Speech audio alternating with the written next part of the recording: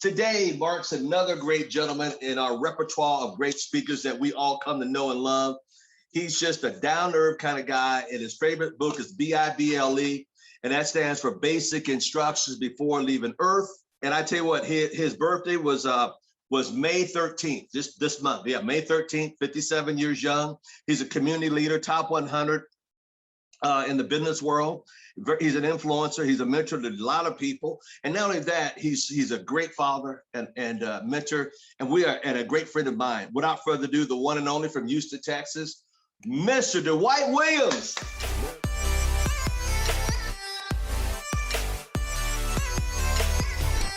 Good morning, good morning, good morning. Good morning, Mr. Thomas. How you doing this morning? Fantastic. Oh, I can tell. I mean, your energy is incredible. I'm excited to be here this morning. I look forward to these and spending this time. Man, I'm gonna tell you, Mr. Thomas, and I say this all the time, it's a privilege. It is a plum, pleasing, pleasurable privilege. Now say that 10 times in a row. To be here, man, that you have opened up your leaders to somebody like me to speak to them. And so I just want to say thank you, because in your own right, man, I mean, you're top person on this planet.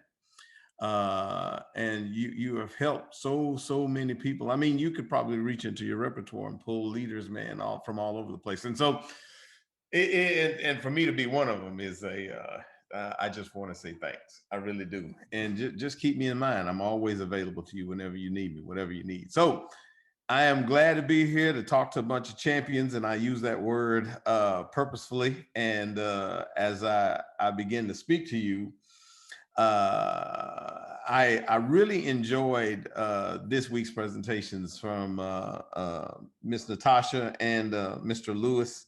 I gotta tell you this, Mr. Thomas. You're at a point, man. The leaders on here right now, and the things I hear about them, you could start a conference, man. The fact that you guys don't have hundreds, if not thousands, of people on this call is amazing to me, because the caliber of it, and we would say presentation, we praise speed, but let's just say the caliber of the conversations on these calls are world class. They really are. People pay thousands of dollars for less information than this, information that is not of the same level. And so, and I'm not, and I mentioned Ms. Driscoll, and I mentioned those, and Mr. Thomas in his own person. I mentioned those leaders, and Mr. Foster, but I know that there are leaders on here, man, that are emerging, and soon Mr. Thomas will have you front and center, and you'll be speaking, and you want to be on this, like Michael Jordan says, you want the ball, you want them to pass you the ball. The leaders want the ball. I'm gonna just tell you what. I ain't gonna name one of my worst players. Came out of college, they said they swore he's gonna be a superstar, college basketball player. But this guy, when he got into the game, he never wanted the ball. And in the last minutes, in the last seconds, he never wanted him to pass him the ball. And that's not a champion to me. The people that I like to be surrounded by, and that's the key to your circle, is the guys that want the ball when the game is on the line. When the game is on the line, the guy you want to be next to is the guy fighting you for the ball. This is what makes the difference between a Michael Jordan or Kobe Bryant. Them guys want to get out, and that's what we're going to talk about today. Real briefly, and then we'll have some fun at the end. But I won't be, I'm like I said, like a preacher, I won't be before you long. Just give me 7 minutes. 7 minutes. I say that all the time. But I really enjoy. I look at Miss Natasha and her passion. I look at Mr. Lewis and his meticulous engineering background and just being able to lay it out, but more so than just laying it out, also exemplifying it. I even heard on the background, Mr. Foster, I saw you talking about lifting weights. and working out in the gym. I normally get in the gym. I just haven't been in a little bit, but I need to get back up in. I do get my cardio in, but I need to get into some resistance training, as you told us we need to get done. I need to get that resistance training in. But you guys are world-class individuals, and I encourage every single one of you to do the work first and earn the right. And when Mr. Thomas passes you the ball, you be sitting there waiting. That's the other thing. They talk about Steph Curry, how his moving. He's one of the best players on the court, moving away from the ball. He's always moving, but he's always ready for the pass. And that's how we gotta always be thinking that way. That, hey, Mr. Thomas, I'm the man. I'm the young lady. I'm ready. Whenever you're ready to make that pass, I'm gonna be sitting there waiting on the ball. So I've said a couple of words today, and I've talked about the amount of information that we get. Sometimes we get so much information, we get overwhelmed by it, and it tends to sometimes paralyze us. And that's what I really want to encourage today, is that don't use the information to your advantage. Eat it, consume it, and apply it. Use that information to build your. Mr. Thomas says this every time. Do something to move your business forward today. Do that every single day. Do something to move your relationships forward. Do something to move your families forward. Do something to move your relationship with your son forward or your daughter forward. Do something to move all of the things that have meaning in your life forward every single day, and you'll continue to make progress. Days that we don't do things that move our lives forward, we don't make progress. And days where I don't make progress are frustrating days for me. And I have them. I have days where I can look at significant things that in my life, my family, boy, they must get annoyed with me, because when I have all my family together, I always want to have discussions and meetings about things that we're going to do, because I'm looking at ways to continue, because I know this, that progress is not a product of an elaborate plan. Progress is not a product of that requires a mental giant. Progress is just simply me doing little things consistently over time, every single day. So progress is me looking at my situation and saying, I had 10 yesterday. Do I have 11 today? I can't have 10 2 days in a row, because then I haven't made progress. And it's as simple as that. It's not any more complicated than that. And I really like to keep it simple. I really like to I don't like complicated. What do they say? Anybody can make something complicated. It takes a genius to make it simple.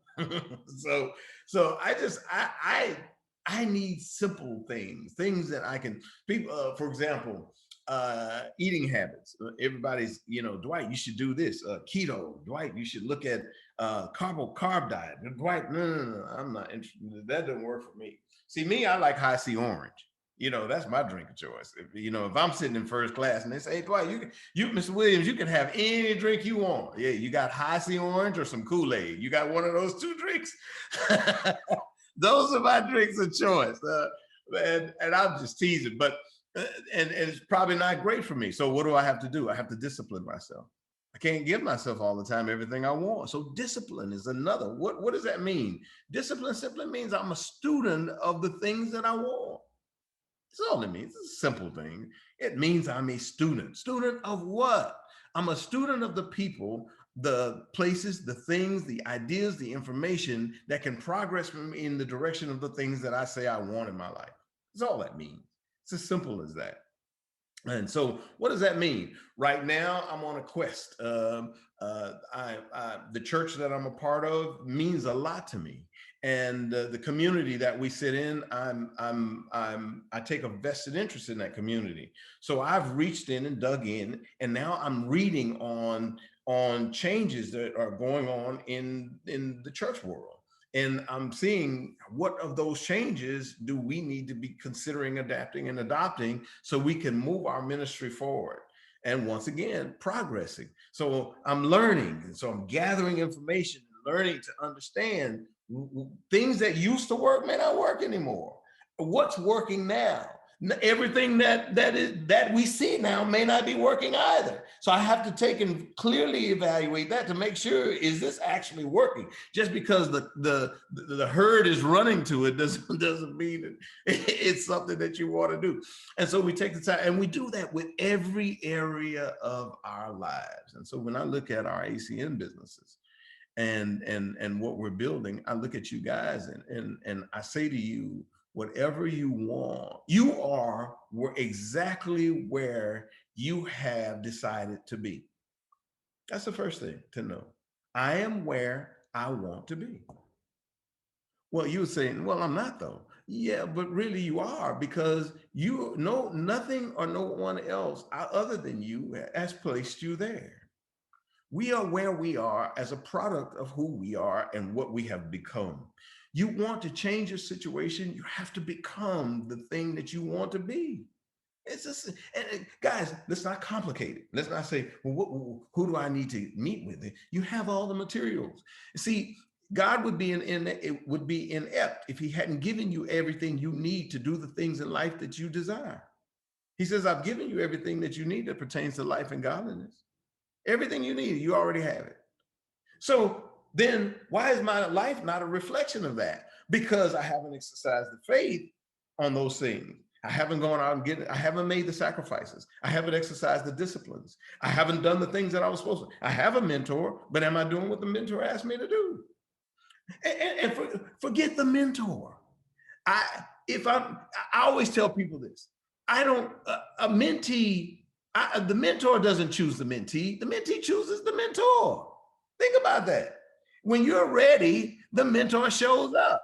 Now, here's the key. So if I'm telling you to do something and you're choosing not to do it, I'm not going to get mad, but it's you that said that this was something you wanted to do. So then why aren't you doing it? If the mentor shows up and you say, that's my mentor, and you don't do what he said, he's not your mentor. It's just in word, but it's not in deed. Our words have to match who we are, who we say we want to be. And so I'm careful little things that I say. I don't quickly say I love somebody, because when I do say it, I really do. And I've thought it out and I know it. And I know I mean it. And I understand that word means sacrifice. And it means that it doesn't mean that I'm consuming from that person. It means that I got to be prepared to be giving to that person. I know that. And so I don't say that word. If I say mentor, you're my mentor, then I'm going to listen and do the things you say. Otherwise, you're not my mentor. And I'm not going to say it. Because isn't that the essence of the definition of the word mentor? That I take the advice. I say this to people. You may have heard me say this once. Why are mentors so important? Because the relationship between a mentee and a mentor is a trust relationship. Trust speeds every transaction up in life. See, everything when you trust gets fast, happens quick. Why? Because I trust that person. I don't have to backtrack and check him out, make sure. See, when there's no trust, you got to check things out. Maybe he's not telling me everything. I need to go there. And so when I see people do that, they don't really trust. And so everything's going to be slow. But when I have that trust relationship and I really trust that person, and that person is my mentor, then I don't question a lot of stuff because I've made a decision and it speeds everything up. And so I encourage you. You guys are, I look these words up. Champions is a guy at the top, or he is conquered and he's all of his rivals. A winner. We say these words loosely. I'm a winner. Winners mean, I mean, I have to say this, but winners means that you're at the front of a competition. That's what it means. And so let's not use these words loosely. I'm a leader. This is the one I like. This is the most fun one to me. I tell people this all the time.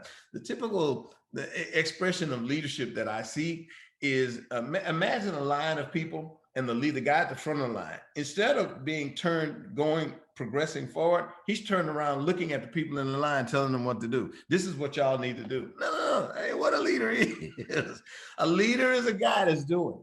He ain't turning around looking at the people behind him. He's turned forward and he's moving. And either they're going to believe in your vision enough to follow you or they're not. But that's what leaders do. Leaders don't tell people what to do. Leaders do, which is the subject of what I'm talking about today, doers. You guys are champions, every single one of you. And I'm going to tell you why.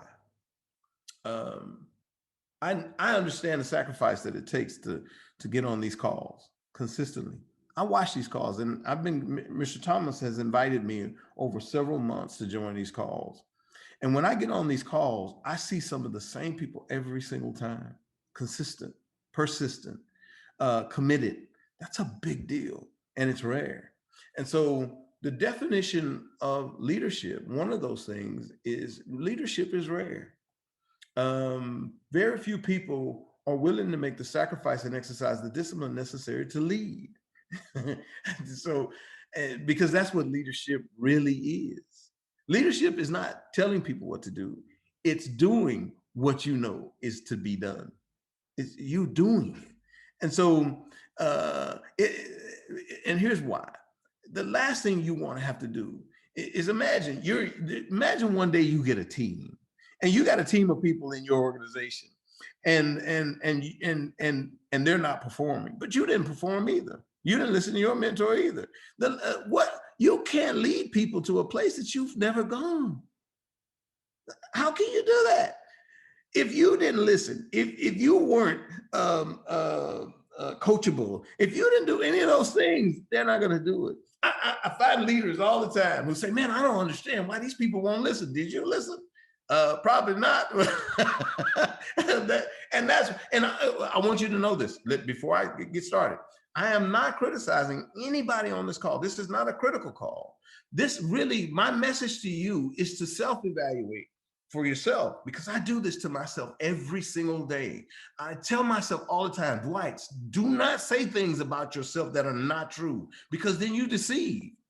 You have a blind spot that you'll never realize is a blind spot in your life. And so this really is a conversation with myself. Dwight, are you really a champion? Oh yeah, I'm a champion. Then who are your rivals and how are you winning? Well, I don't have to win today. No. Champions win every day. You got to win every day.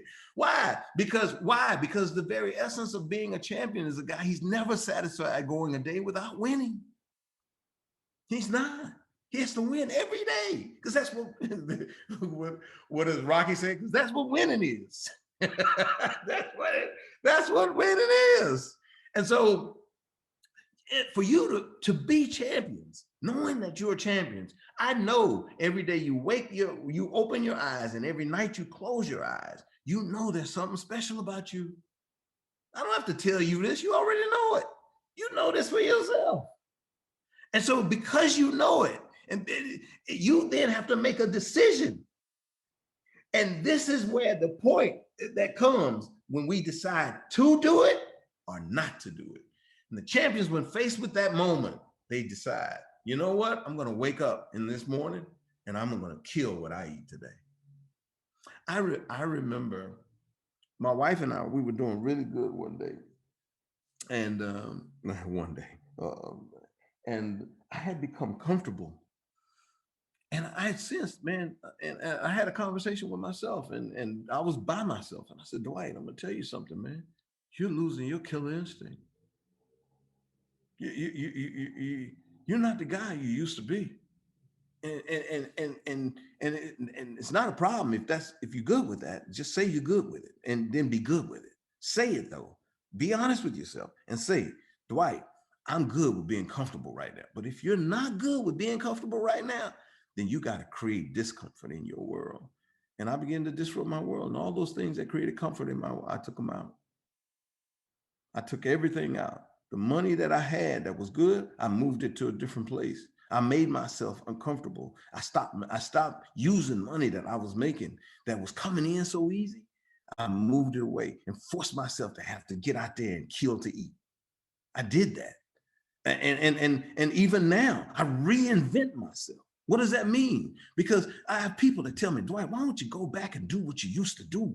Well, because you made a lot of money, but I don't want to go back. Why? Because this future that sits before us is incredible to me. It just turns me the heck on, and it's irresistible. With all of the technology, social media, network, I think I'm gonna be. Larry Raskin says network marketing is the last bastion of free enterprise. He is absolutely correct, and I said this before, and I'm gonna say this to you again one more time. Those you guys are at the front of a major economic change on the planet, not in America, on this planet. And people who have mastered this skill, which is the number one skill on the planet, which is marketing and sales, those people who are good at it will be worth their weight in gold. Just hear that. Hear me and hear me clearly. Why? Because the days of working with your hands and your feet are going away. The world is moving to a day when you work with your mind. And the guy whose mind is the fastest and the quickest, who can convince people to buy things that they need, is going to be worth his weight. I tell people this all the time. Who's the most valuable guy? The guy who has the best mousetrap or the guy who can sell it? I ask business owners when they ask me to come in, let me ask you a question. How much would you give me if I could sell your product and you couldn't? And he said, man, I'd probably give you 10%. No, you wouldn't. You'd give me 99%. What do you mean? I wouldn't give you 99%. Well, you got zero without it. At least the 1% I'm giving you is the 1% you have that you wouldn't have otherwise. So yes, I promise you, you may not give it to me day 1 or day 5 or day 10, but come day 100, day 365, and you broke, and Miss Meal Cramp started to hit you, oh, you're going to give me the 90% of that company. Why? Because the most important guy in that organization is the guy that can move that product and convince somebody to buy it. And so the people sitting on this line and on this call who are developing this skill, master this skill.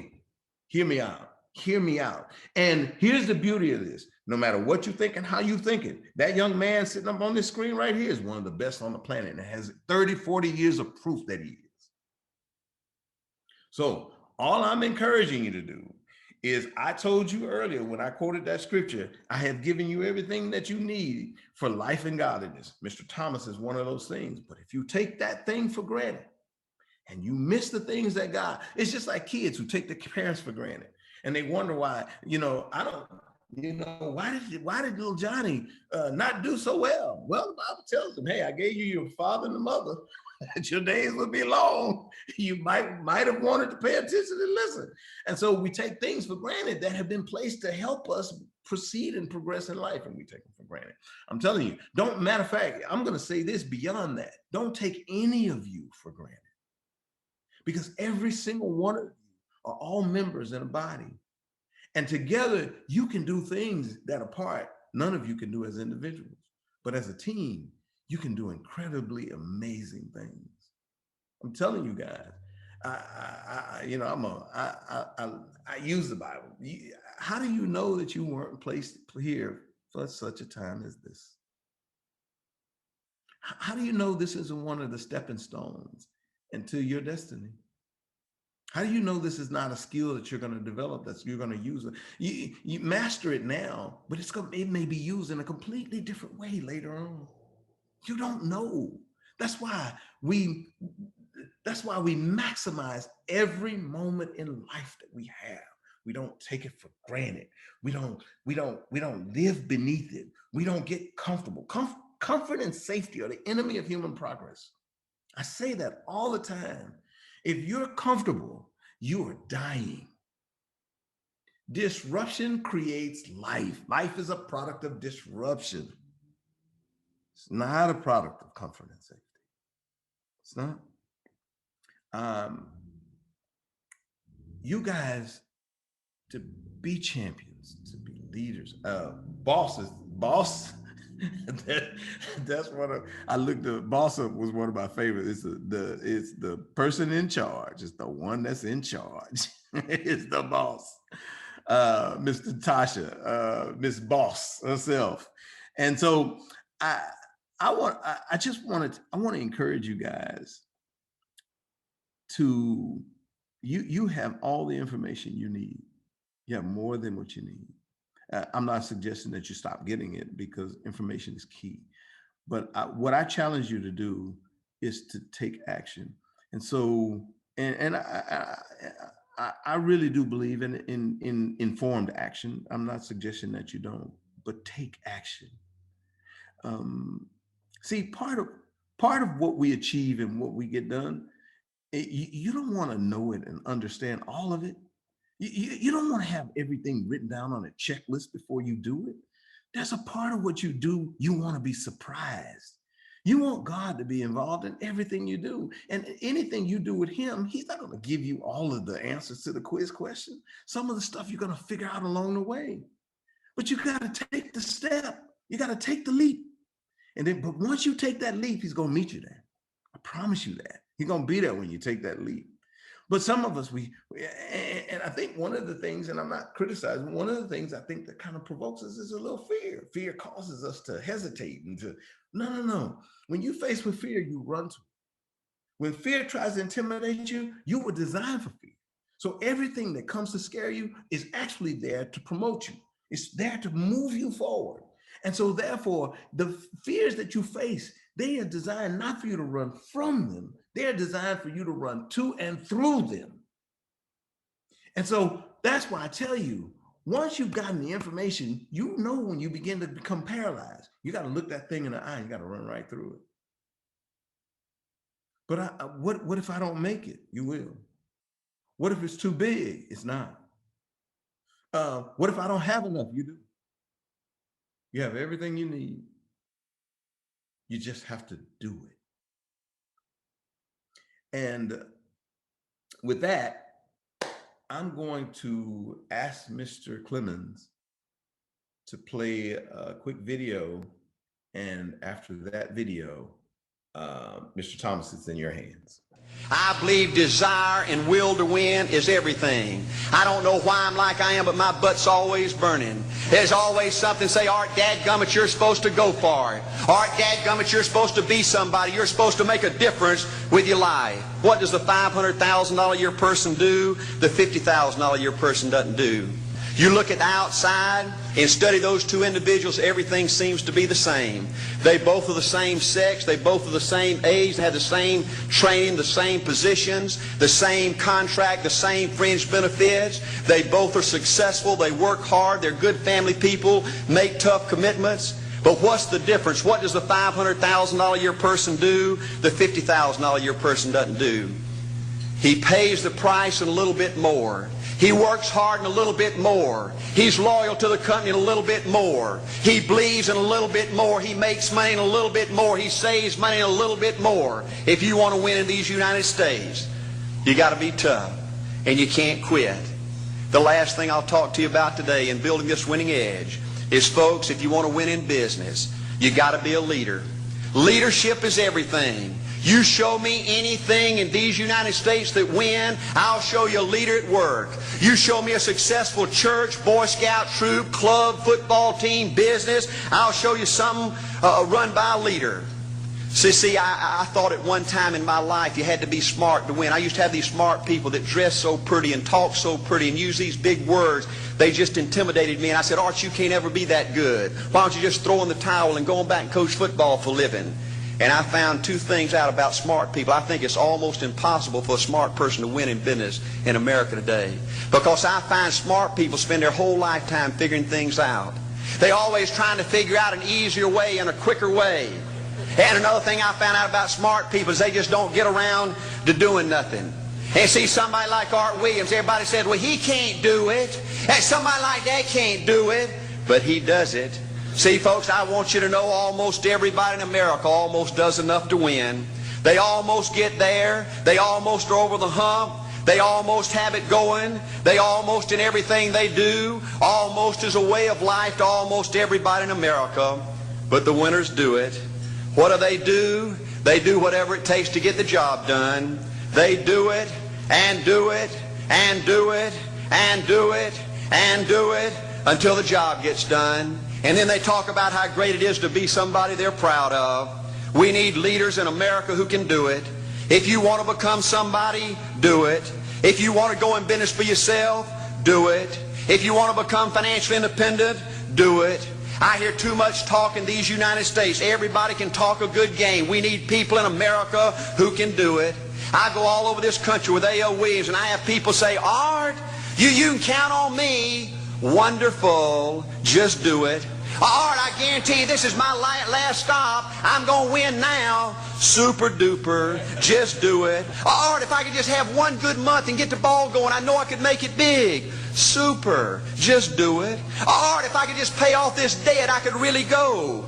Great. Just do it. Art, if I could just sell my house. Do it. But houses ain't selling. Do it anyway. Art, I'm not making any money. What can I do? You just do it. Do what, Art? You do it, and do it, and do it. Art, I guarantee I'm going to win this contest. Super duper. Just do it. Art, I'm over the hump now. Watch my smoke. Great. Just do it. Art, I want to make it so bad I can taste it. What I do? You just do it. Art, I'm a vice president now. Can I quit doing it? No. Art, I don't know if I can keep on keeping on. I'm really hurting. What I do? You just do it. Do what, Art? You do it, and do it, and do it. Art, all my life I wanted to be somebody important. Well, what do it then? Art, I'm going to save money so I don't have to go through this again. Great. Just do it. Art, I don't feel like I've had enough training. What I do? You just do it. Art, my manager don't give me no help. What I do? You just do it. Art, you don't understand. I was Mr. Everything at my former company. You don't mean I have to start off down at the bottom and do it, do you? Yep, you really got to do it. Art, what's the primary difference between winners and losers? The winners do it. They do it, and do it, and do it, and do it until the job gets done. And then they talk about how great it is to finally have achieved something unique, and how glad they are that they didn't quit like everybody else, and how wonderful it is to finally be somebody they're proud of and make a difference with their life. Thank you.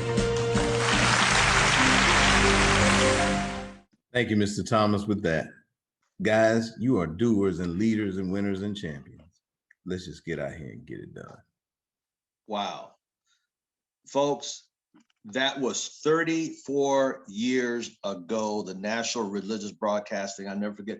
That was in 1987. 34 years ago. You know, let me just, everybody get your pen and paper out before I let Mr. Williams go. Write this down in your journal. He said winners. Watch this. Put a line, put your name right after, and then ... Do whatever it takes to get the job done. Are you doing everything in your power to get to the next promotion or income level? Only you can answer that. Well, you know the answer. So when are you going to start doing it?